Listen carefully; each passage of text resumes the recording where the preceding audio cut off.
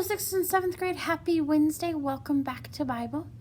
Today we are going to be discussing Peter's newfound courage and boldness. So, we see Peter before he gets baptized in the Holy Spirit.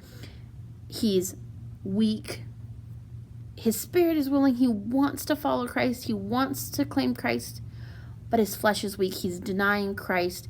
He's turning away from the Lord at the last minute. A few months later, we encounter Peter again as a totally changed person, guys. So he is completely a different person. In Acts chapter 4, if you're looking, let's go back. Let's start in Acts chapter 1.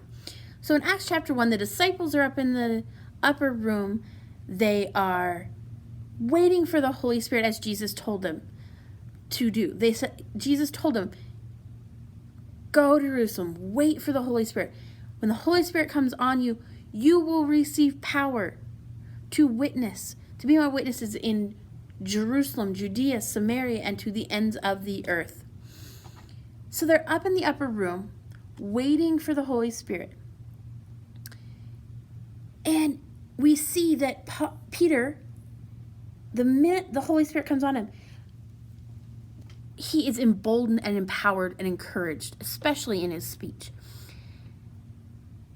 He goes from a man who can't control his tongue, he's speaking rashly, to a newfound strength in his speech and control.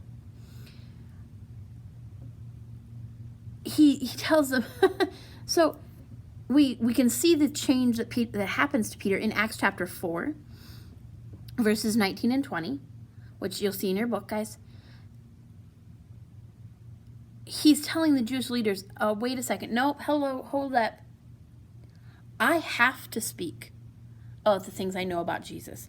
I can't help it. He has a courage to speak a strong message here. That he can't help speaking about Jesus. He can't help because the Holy Spirit gives him the boldness and the courage to speak. Therefore, he cannot help but do it. He can't stop himself from doing it now. Acts chapter 5, verse 27 and 29 through 29. We see that again, he tells the leaders, I can't stop preaching. I must obey God rather than man. So now he is obedient to God in his words. He's listening to God in his words. Again, the next one, Acts chapter 5, verse 40 to 42. Peter is beaten because he's not supposed to speak about Jesus. What does he do? He goes right back out and speaks about and preaches about Jesus. The newfound boldness and courage that Peter has in his speech. He went from a man who couldn't even say, I know Jesus, I'm a Galilean, and I know him, to a man who was not afraid, even when he was beaten, to preach the name of Jesus.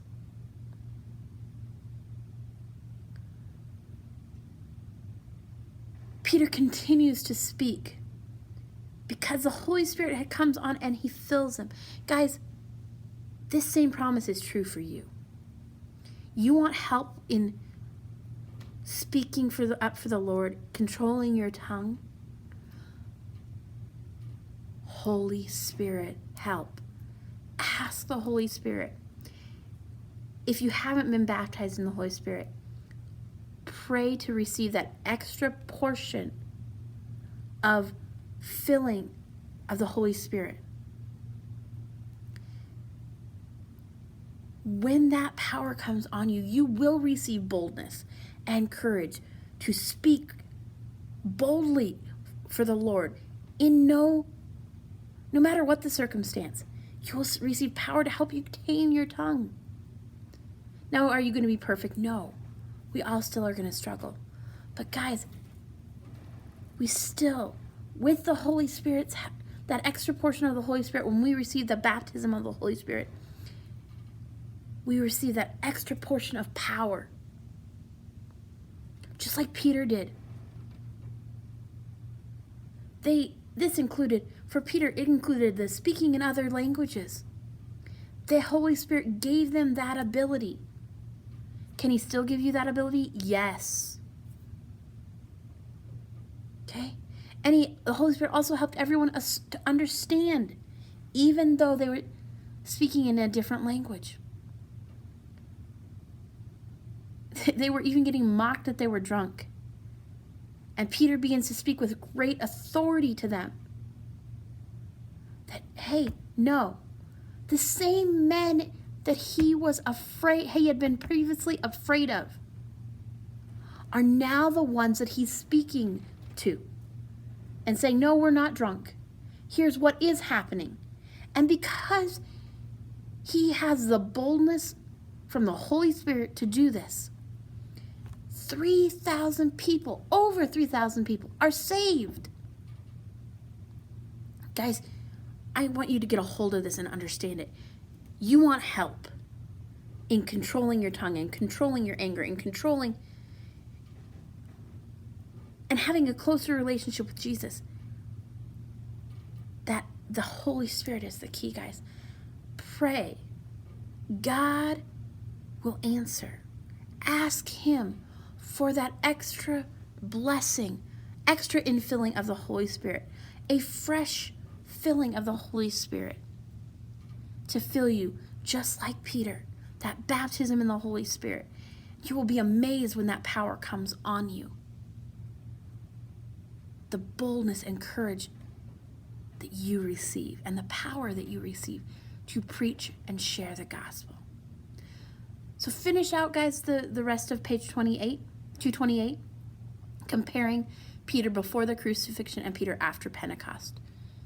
And then if you haven't received the baptism in the Holy Spirit, I encourage you to seek for it. Seek after the baptism of the Holy Spirit. Seek after that new, fresh power that can help you be bold and courageous for him. We'll see you tomorrow.